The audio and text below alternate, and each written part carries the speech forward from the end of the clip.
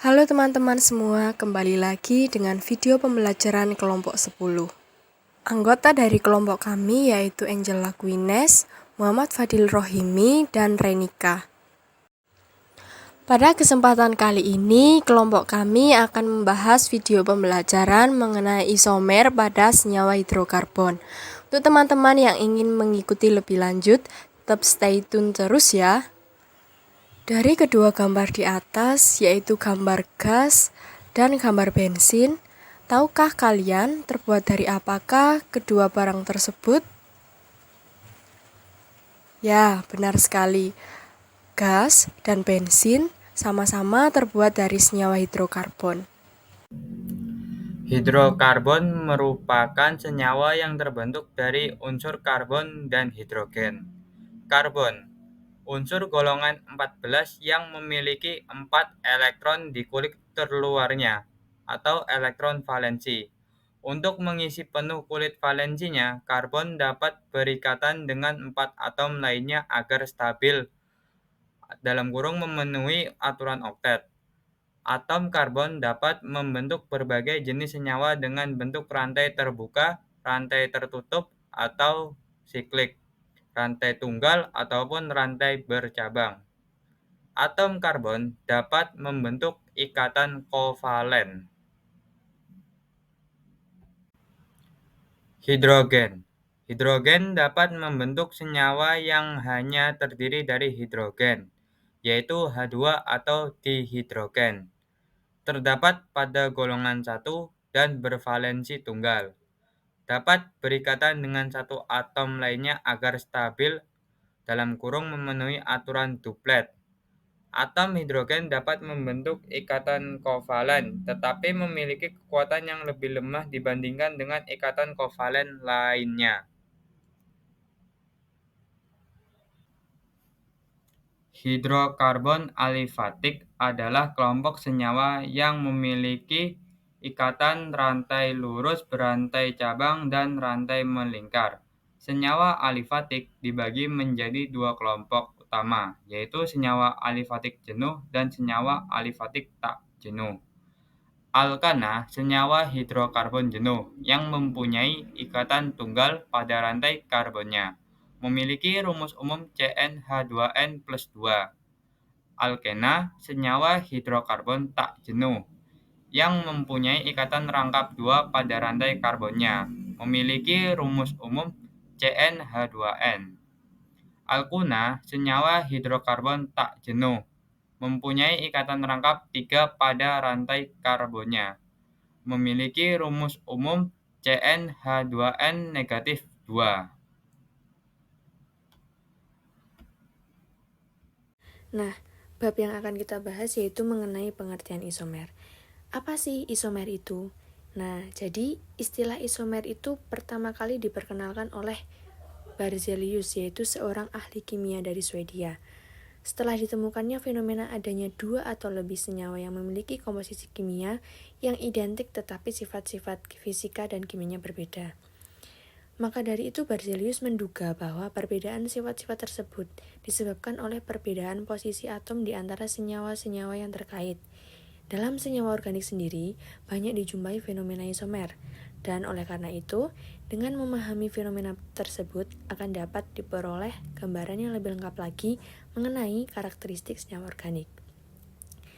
Jadi, pada kesimpulannya, isomer dapat didefinisikan sebagai suatu fenomena yang terdapat pada dua atau lebih senyawa yang rumus molekulnya sama, tetapi rumus strukturnya berbeda. Dengan kata lain, senyawa-senyawa yang mempunyai rumus molekul sama tetapi rumus strukturnya berbeda dapat disebut dengan isomer. Nah, isomer sendiri diklasifikasikan menjadi dua, yaitu isomer struktur dan isomer ruang. Isomer struktur terbagi menjadi tiga, yaitu isomer gugus fungsi, isomer rantai, isomer posisi. Sedangkan isomer ruang diklasifikasikan menjadi dua, yaitu isomer geometrik dan isomer optik.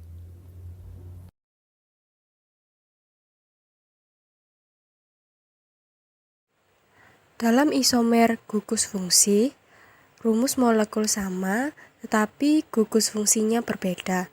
Seperti pada contoh yaitu dietil ether dan 1 butanol. Kedua struktur ini memiliki rumus molekul yang sama yaitu C4H10O. Tetapi pada dietil ether merupakan gugus fungsi ether, sedangkan 1 butanol merupakan gugus fungsi alkohol. Isomer rantai terjadi ketika dua senyawa memiliki rantai karbon yang sama panjang, tetapi atom karbonnya dihubungkan dalam urutan yang berbeda. Contohnya pada isomer rantai adalah butana dan isobutana.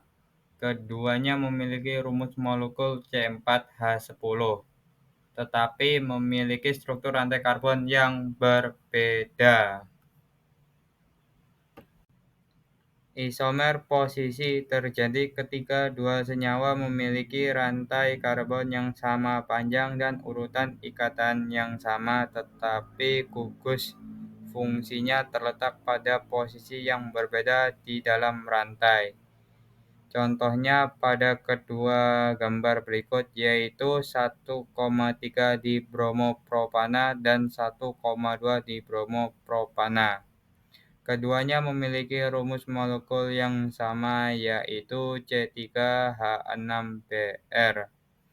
Tetapi Br terletak pada posisi yang berbeda di rantai karbonnya.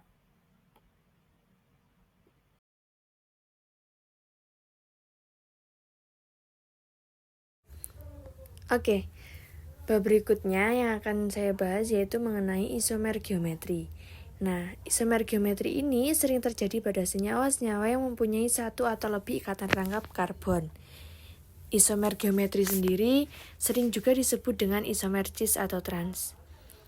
Apabila dalam strukturnya terdapat atom atau gugus identik yang letaknya pada satu sisi, diberi nama dengan awalan cis.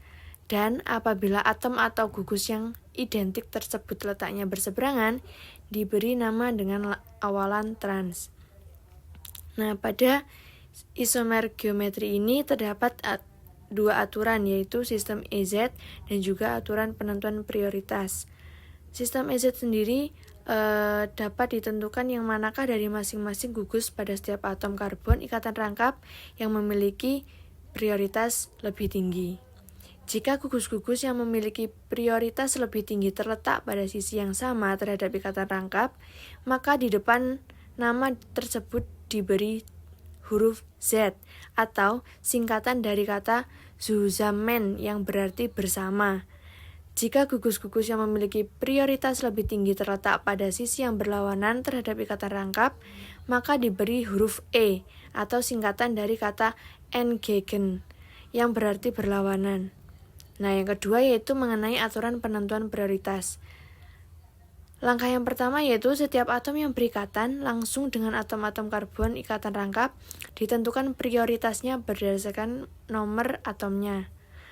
Dengan ketentuan bahwa nomor atom yang lebih tinggi mempunyai prioritas yang lebih tinggi pula. Kedua, jika prioritas tidak dapat ditentukan berdasarkan perbedaan nomor atom, maka yang digunakan sebagai dasar adalah atom yang terikat berikutnya sampai diperoleh perbedaan prioritas.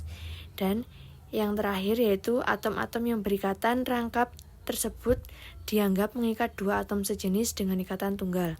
Dengan kata lain, atom-atom yang berikatan rangkap didua kalikan.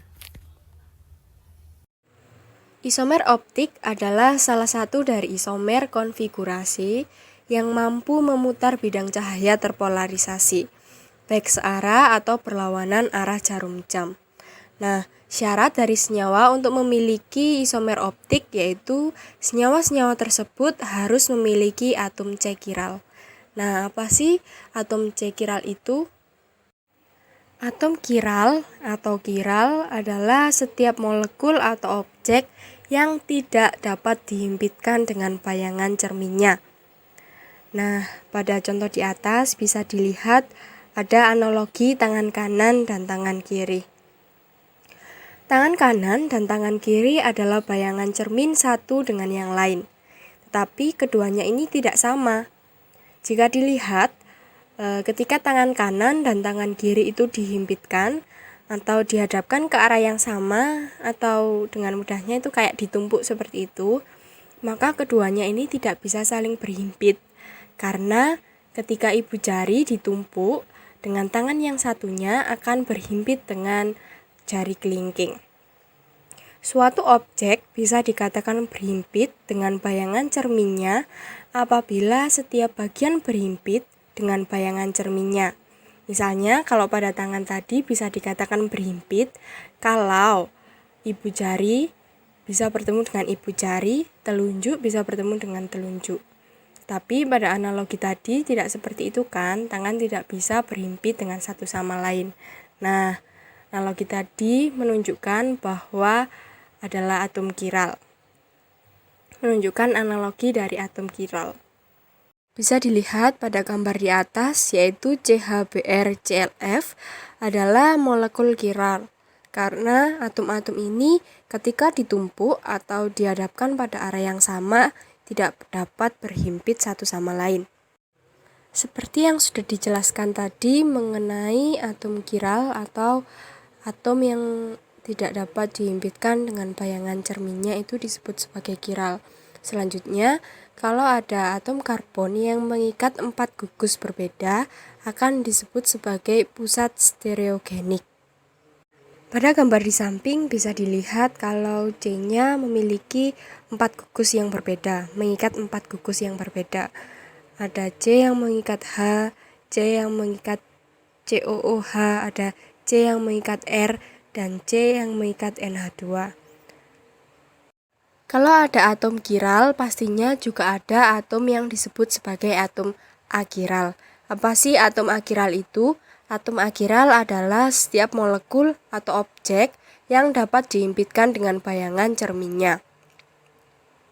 Bisa dilihat dari gambar di atas, yaitu analogi kaos kaki. Sepasang kaos kaki merupakan bayangan cermin satu dengan yang lain, yang dapat dihimpitkan dengan yang lain. Maka dari itu, kaos kaki dan bayangan cerminnya adalah identik atau yang bisa disebut sebagai atom akiral. Beberapa contoh dari atom akiral yaitu yang pertama ada H2O.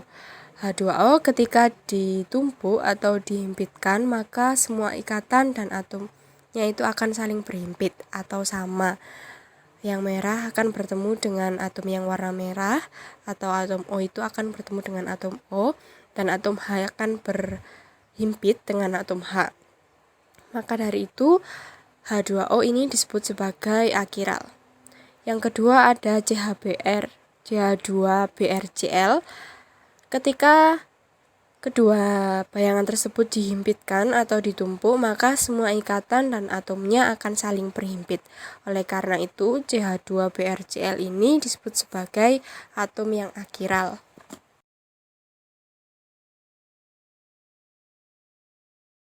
Baiklah, itu tadi merupakan pemaparan mengenai isomer yang sudah kelompok kami sampaikan. Kurang lebihnya mohon maaf jika ada salah kata yang disengaja maupun tidak disengaja. Kami akhiri, wassalamualaikum warahmatullahi wabarakatuh.